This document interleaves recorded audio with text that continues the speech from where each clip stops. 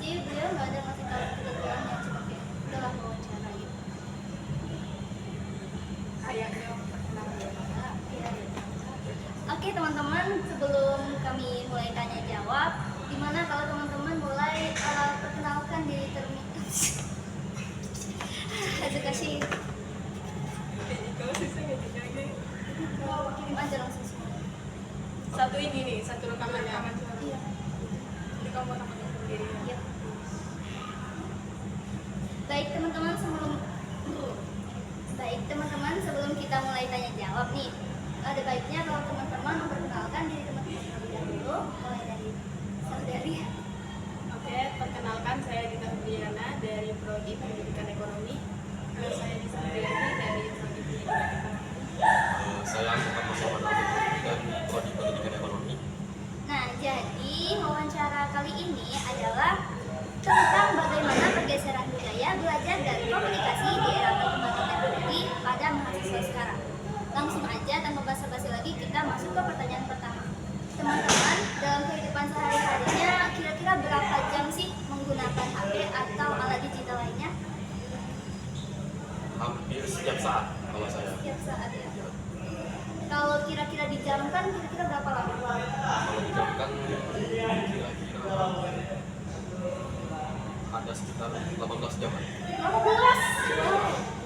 Karena ada saya saat beraktivitas pasti ada selang waktunya saya istirahat, dan saat istirahat itu pasti saya megang HP. Oh, ya benar. Kecuali pada saat yang istirahat itu saya sedang kumpul sama teman-teman, ya saya pasti lepas HP saya.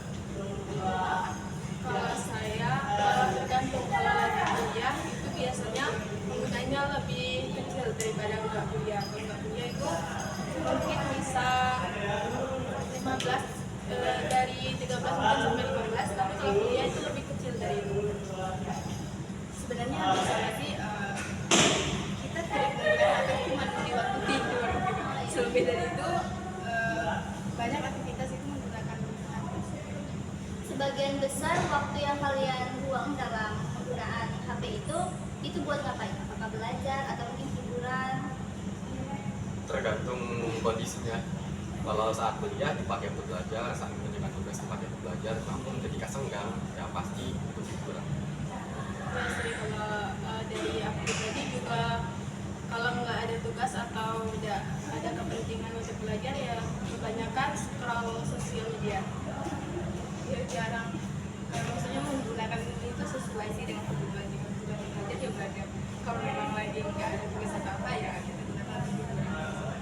Baik, saat mencari referensi untuk tugas kuliah, teman-teman lebih sering memanfaatkan buku cetak, buku fisik, atau sekarang sudah beralih ke e-book atau jurnal-jurnal online? Kalau saya pribadi sih lebih banyak ke jurnal. Ya sama, yang pastinya itu kan mudah diakses gitu kan. Saya juga sama. Alasan, Lebih mudah diakses. ya alasannya karena lebih mudah diakses aja. Ketimbang harus ke perpus ya cari satu-satu di buku. Iya, benar.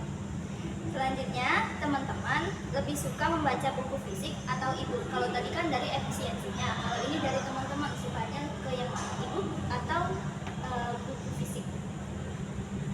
Kalau aku pribadi kalau misalnya lebih suka gitu mungkin fisik langsung. Soalnya kalau di e-book itu susah gitu sih, lebih enak fisik langsung. Saya fisik juga karena dalam buku fisik itu lebih menarik, dan kalau ketika saya membaca buku itu pertama jelas sama itu saya bosan, kedua mata saya sering sakit karena melihat HP terlalu lama. Benar, sangat relate sekali ya. Sekarang di akhir-akhir ini aplikasi atau platform apa yang paling sering teman-teman gunakan untuk belajar? Aplikasi kalau untuk membantu mungkin GPT juga membantu, terus Google Scholar juga membantu untuk mencari jurnal. Ya sama sih, karena ketika membuat makalah itu harus digunakan GPT. Ya kebanyakan. Saya juga sama sering menggunakan GPT dan Google Scholar, tapi saya sering juga menggunakan Google ataupun Gemini. Baik, menurut teman-teman sendiri lebih mudah belajar setelah ada teknologi seperti sekarang atau malah menimbulkan tantangan baru lagi setelah ada teknologi? Kalau ditanya lebih mudah ya, mungkin lebih mudah yang sekarang. Jika kita menggunakan teknologi itu lebih baik karena banyak sih keuntungan sebenarnya dengan adanya teknologi dan berkembangnya teknologi. Salah satunya yang termudah juga kita mencari informasi. Jika menggunakan dengan baik, ya itu bermanfaat. Ya baik lagi, karena perkembangan zaman itu pasti ada dampak positif dan negatifnya. Tapi jika kita menggunakan teknologi itu dengan baik, ya mungkin akan banyak manfaatnya gitu Pak. Tapi memang betul itu mempermudah kita, tapi dampak negatifnya itu juga lebih banyak. Salah satunya itu kita jadi lebih malas dalam belajar karena adanya teknologi. Karena saat kita belajar kita pasti pikir pengen scroll, pengen main game, pengen apa, pengen baca apa pun itu timbang belajar. Itu dampak dari teknologi yang ada saat ini.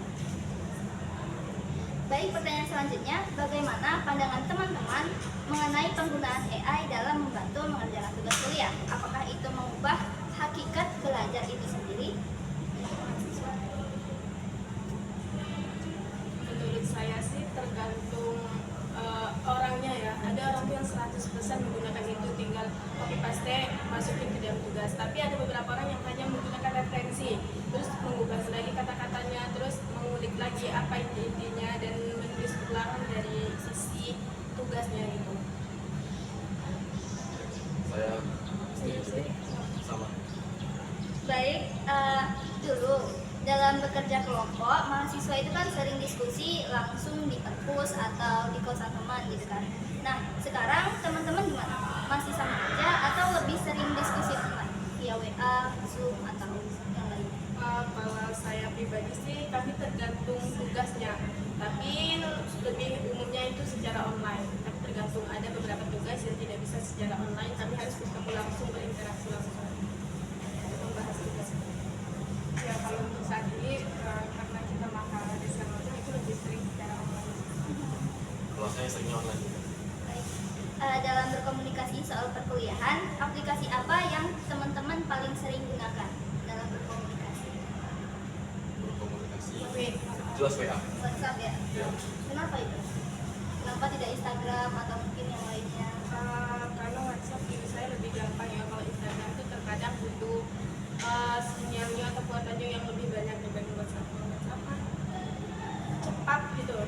Tapi terkadang kalau kita pengen membahas tugas secara real time atau video call itu kadang juga itu kan kurang baik dan kurang bagus, suaranya kadang sering patah-patah. Jadi kan saya juga kadang menggunakan Google Meet ataupun Zoom.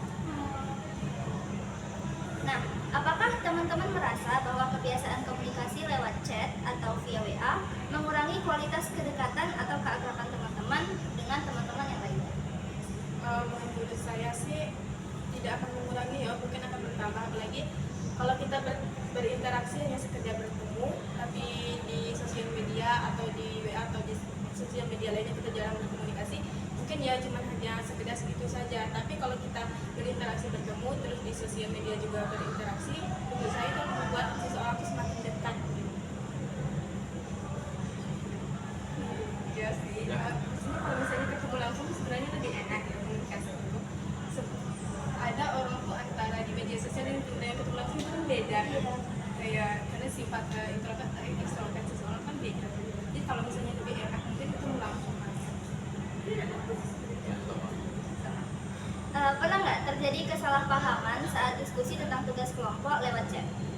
Sering ya? sering. Oh wow. Terus gimana teman-teman menyelesaikan masalah itu?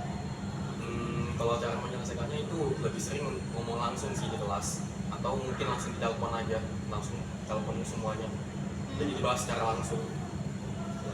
Ya terkadang chat itu pembacaan nadanya kita berbeda ya, kita nadanya seperti ini, orang yang membaca seperti itu. Kadang membaca juga dari situ ada sedikit konflik lah di situ.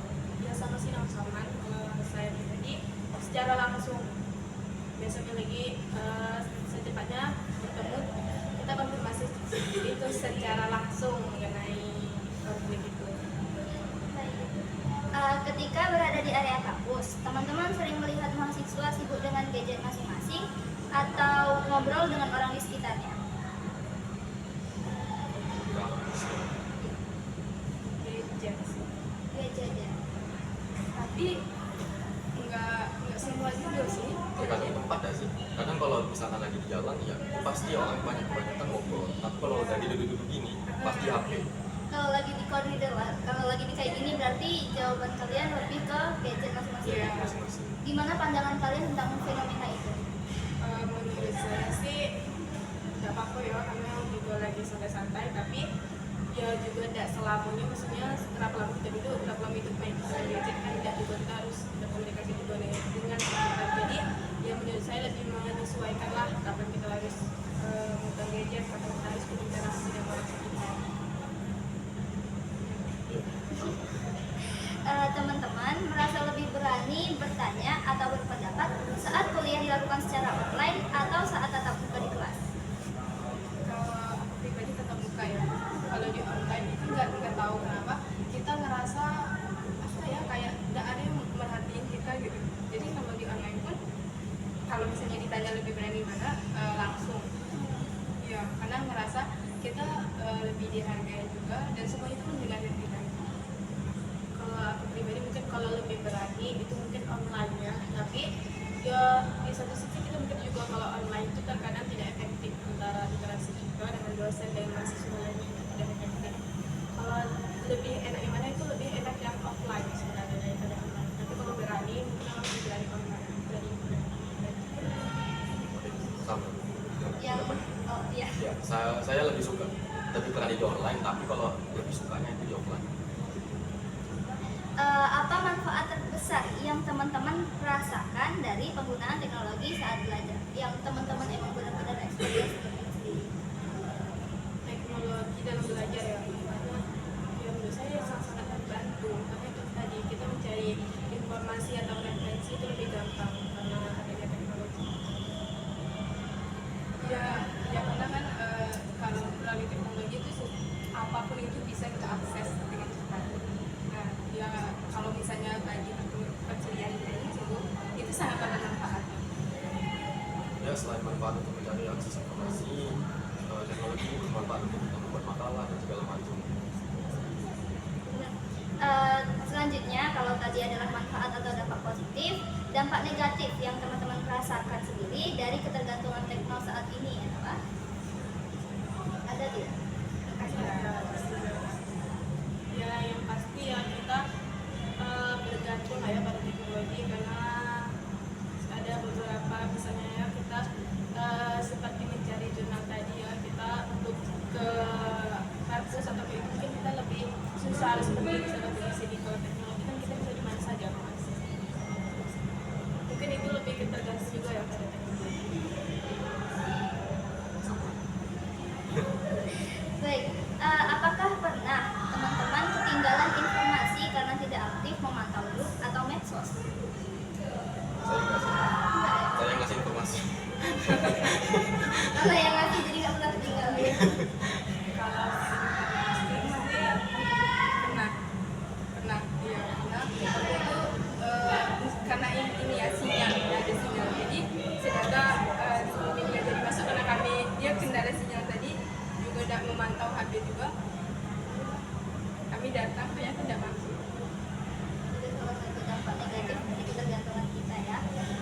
Menurut teman-teman, apakah perubahan cara belajar dan komunikasi akibat teknologi lebih banyak membawa keuntungan atau kerugian?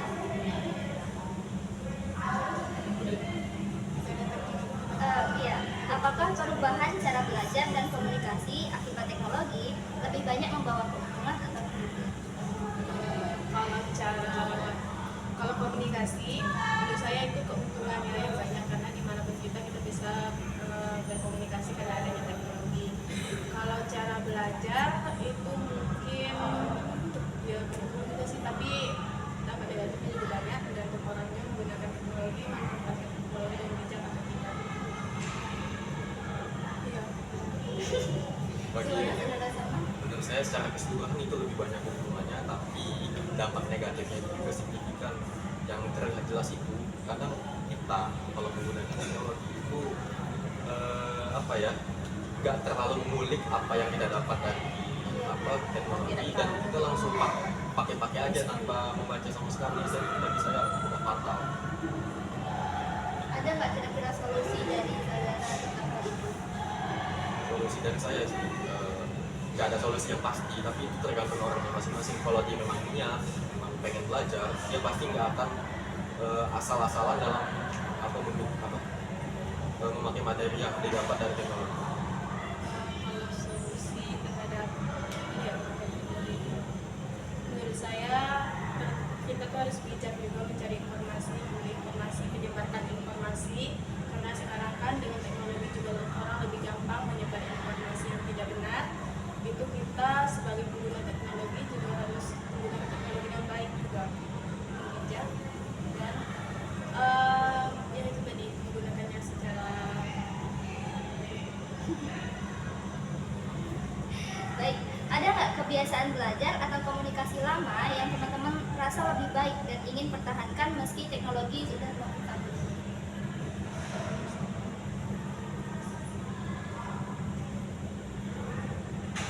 cara belajar lama gitu ya yang Iya, harus diterapkan sekarang, seharusnya masih diterapkan sampai sekarang. bukan yang seharusnya, lebih ke yang teman-teman rasa lebih bagus jika dipertahankan. Kalau memang tidak ada ya tidak apa-apa. Kalau saya pribadi itu membaca buku cetak. Kan kalau dulu kita zaman sekarang itu dulu membaca buku cetak, kan buku cetak yang dibagikan kepada siswa. Jadi ketika dulu membaca buku, kita melihat langsung apa yang dibaca, dan penjelasan di buku itu lebih lengkap ketimbang sekarang kita yang lebih banyak menggunakan PPT. Terus ini juga dalam ujian itu menurut saya lebih baik jika menggunakan kertas kita menulisnya, karena kalau menggunakan gadget ya tau lah lebih pandai lah kita untuk melakukan hal-hal kecurangan. Ada resiko tinggi atas kecurangan. Iya. Baik, misal nih hal ini bisa dilakukan, teman-teman lebih memilih menjalani perkuliahan serba digital seperti sekarang atau kembali ke saat interaksi langsung lebih mendominasi? Kalau disuruh milih ya tetap sekarang sih, karena kalau dulu itu kan teknologi susah ya, mencari kabar juga susah karena teknologi itu belum secanggih sekarang. Jadi mendingan sekarang. Sebelumnya kedua itu saya lebih milih sekarang, tapi kalau yang saya inginkan, saya ingin perkuliahan itu lebih fokus ke offline, pertemuan langsung, dan gadget itu hanya dipakai untuk sesekali saja. Jika ada kendala itu kan Iya. begini, tapi nggak sepenuhnya. Seintens sekarang. Baik, kita sampai ke pertanyaan terakhir. Walaupun tadi memang teman-teman udah ada sedikit menjawab pertanyaan ini, saya akan kembali menanyakan lagi. Kalau teman-teman bisa memberikan saran kepada mahasiswa lain tentang cara menggunakan tekno secara baik dalam belajar, apa yang mau teman-teman sampaikan pada dunia? Apa itu?